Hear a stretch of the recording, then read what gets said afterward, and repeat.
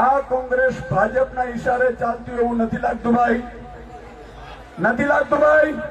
પણ અમારી ખાનદાની જુઓ મિત્રો, એમના એક ધારાસભ્ય ડ્રગ્સનો મુદ્દો ઉઠાવ્યો, એમના એક ધારાસભ્ય દારૂનો મુદ્દો ઉઠાવ્યો, જે ડ્રગ્સમાં આમ આદમી પાર્ટીએ સુરતથી કેમ્પેન ચાલુ કર્યું હતું। રાકેશ હિરપરા ઉપવાસ ઉપર ઉતર્યા હતા અને મિત્રો ડ્રગ્સના મુદ્દે આપણે વિધાનસભા ગજવી હતી।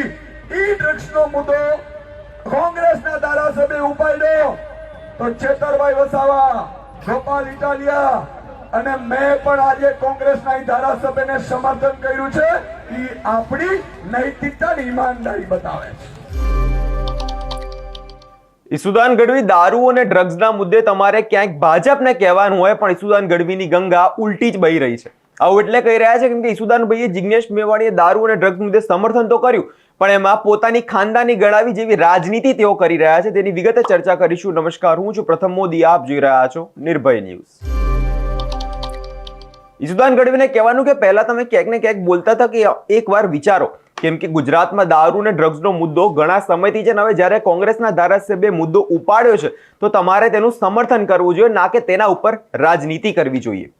કારણ કે ઈસુદાન ગઢવી કહી રહ્યા છે કે અમારી ખાનદાની છે કે અમે કોંગ્રેસના ધારાસભ્યને સમર્થન આપીએ છીએ અને આજે મુદ્દો આમ આદમી પાર્ટીએ વર્ષો પહેલા ઉપાડ્યો હતો, જે વાત ઈસુદાન ગઢવીએ કરી છે, સાંભળે તેમણે વધુમાં શું કહ્યું।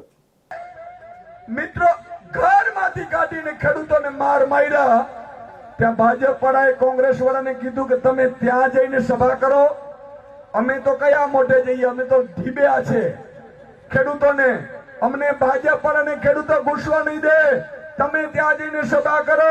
હવે મિત્રો તમે મને એમ કહો કે જો કોંગ્રેસ પાર્ટી સાચી હોય, ખેડૂતોની હિતલક્ષી હોય તો ત્યાં સભામાં જઈને એને એમ કેવું પડે ને કે ભાજપે ખોટા અત્યાચાર કર્યા છે, કેવું પડે કે ના કેવું પડે?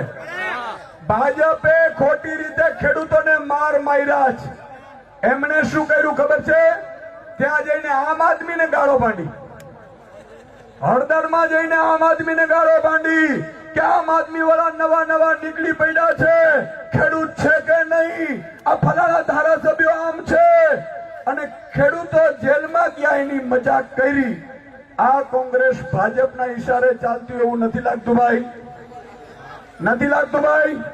પણ અમારી ખાનદાની જુઓ મિત્રો, એમના એક ધારાસભ્ય ડ્રગ્સનો મુદ્દો ઉઠાવ્યો, એમના એક ધારાસભ્ય દારૂનો મુદ્દો ઉઠાવ્યો, જે ડ્રગ્સમાં આમ આદમી પાર્ટીએ સુરતથી કેમ્પેન ચાલુ કર્યું હતું।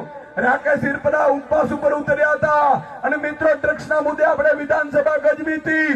ઈ ડ્રગ્સનો મુદ્દો કોંગ્રેસના ધારાસભ્ય ઉપાડ્યો તો છેતરભાઈ વસાવા, ગોપાલ ઇટાલિયા અને મેં પણ આજે કોંગ્રેસના ધારાસભ્યને સમર્થન કર્યું છે।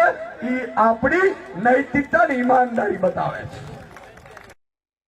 એમ કે છે જિગ્નેશ મેવાણીને તમે સમર્થન ન કરો, હા બોલો, કબડિયાઓ, કમરગટ્ટાના ભાઈઓ, માસિયાઈ ભાઈઓ, યાદ રાખજો આ પ્રજા ત્યારે તમને એમ કહીને મત આપતી હતી કે ભાજપને હરાવી શકશે, પણ પ્રજાએ એટલા માટે તમને મત નહીં આપ્યા કોંગ્રેસીઓ કે તમે ભાજપની સોળમાં બેસી અને પ્રજાને લૂંટવાનું કામ કરો। અને એટલા માટે હું કહેવા માંગુ છું મિત્રો, આજ ધરતી ઉપરથી કહેવા માંગુ છું કે હવે ભાજપ ઉપર વિશ્વાસ નહીં કરવો અને કોંગ્રેસ ઉપર પણ વિશ્વાસ નહીં કરવો। એમણે અહીંયા ખેડૂતોને ક્યાં ગાળો દેવાની જરૂર હતી ભાઈ? એમણે આમ આદમી પાર્ટીનું કામ ગાળો દેવાની જરૂર હતી કે આમ આદમી પાર્ટીના નેતાઓ ખેડૂતો જેલમાં ગયા નાટક કરે છે? જેલમાં તમારે જાઓ ને ભાઈ, તમારું સેટિંગ છે એટલે જેલમાં નથી જતા ભાઈ। કોઈ રાહુલ ગાંધી જેલમાં નથી ગયો, આ લોકો એમ કે ભાજપની બી ટીમ છે આમ આદમી પાર્ટી। હું ખુલાસો કરું છું મિત્રો, કાર્યકર્તાઓને કહું છું કે કોઈ પણ કોંગ્રેસીઓ એવું કે તો એને ચોપડાવી દેજો આ વાત। રાહુલ ગાંધી કેટલા વર્ષથી સત્તામાં છે ભાઈ? કોંગ્રેસ 70 વર્ષ કોંગ્રેસે રાજ કર્યું। રાહુલ ગાંધી એક વખત જેલમાં ગયા ભાઈ? જોરથી બોલો, જેલમાં ગયા? અરવિંદ કેજરીવાલ જેલમાં જઈને આવ્યા, મનીષ સિસોદિયા જેલમાં જઈને આવ્યા, સંજયસિંહ જેલમાં જઈને આવ્યા, અમે ગોપાલ ઇટાલિયા જેલમાં જઈને આવ્યા, છેતર વસાવા જેલમાં જઈને આવ્યા, ઈસુદાન ગઢવી જેલમાં જઈને આવ્યા, પ્રવીણ રાવ જેલમાં જઈને આવ્યા। તો બી ટીમ કોણ કહેવાય ભાઈ? બી ટીમ કોણ કહેવાય? મિત્રો એટલા માટે કહેવા માંગુ છું, કોંગ્રેસનો માણસ એમ કે ભાઈ આમ આદમી બી ટીમ છે, તો તમે કોઈ જેલમાં નથી ગયા, નથી સોનિયા ગાંધીજી ગયા, નથી રાહુલ ગાંધીજી ગયા, નહીં કે અહીંથી કોંગ્રેસના નેતાઓ ગયા. શું કામ? એ લોકો મેળી લે છે ભાઈ, એકબીજાને ફોન કરી લે છે. પણ મિત્રો આપણે જનતાને જાગૃત કરવાનો સમય બાકી ગયો છે. આજે આપણે એક વાત સાથે છૂટા પડીશું, સંકલ્પ લેશું. મિત્રો જો ભાજપ ભૂલથી પણ આવી ગઈ, મેં 2022માં મારો વિડિયા છે 2022ની ચૂંટણીના સભાના, મેં એવું કીધું હતું કે જો ભાજપને મત આપશો તો અમિત શાહનો દીકરો મોટો થશે. મોટો થયો કે નથી થયો ભાઈ? અહીંયા બીસીસીઆઈ ના સેક્રેટરી હતા અમિત શાહ નો દીકરો, જેને બિચારાને બેટ પકડતા મને ખબર નથી આવડતું, તમને ખબર હતો ખબર નહીં. અમિત શાહ નો દીકરાને આઈસીસી નો ચેરમેન બનાવ્યો. ઈશુદાનભાઈ હાચા પડ્યા કે નહીં ભાઈ? હાચા પડ્યા કે નહીં? બીજું કે અમે કોઈ મુખ્યમંત્રીના દીકરાઓ નથી, અમે કોઈ મોટા મોટા નેતાઓના દીકરાઓ નથી. પણ મિત્રો મારે અહીંથી બીજી વાત પણ કહેવી છે. મેં એવું પણ કીધેલું 2022ની ચૂંટણીમાં કે જો ભાજપ આવશે તો ખેડૂતોના દેવા માફ નહીં કરે, વીજળી ફ્રી નહીં મળે, ઉલટાની વીજળી મોંઘી કરી નાખશે, ખેડૂતોને ભાવ નહીં મળે, અને ખેડૂતો ભાવ માંગવા જશે, દૂધના ભાવ માંગવા જશે તો લાઠીઓ પડશે. આવું કીધું તું ભાઈ? પડીઓ પડી કે નહીં? હમણાં મને એક ભાજપના નેતા આવ્યા ગઈકાલે, મિત્રો સાણંદમાં હજારોની સંખ્યામાં મારી સાથે જોઈન્ટ થયા.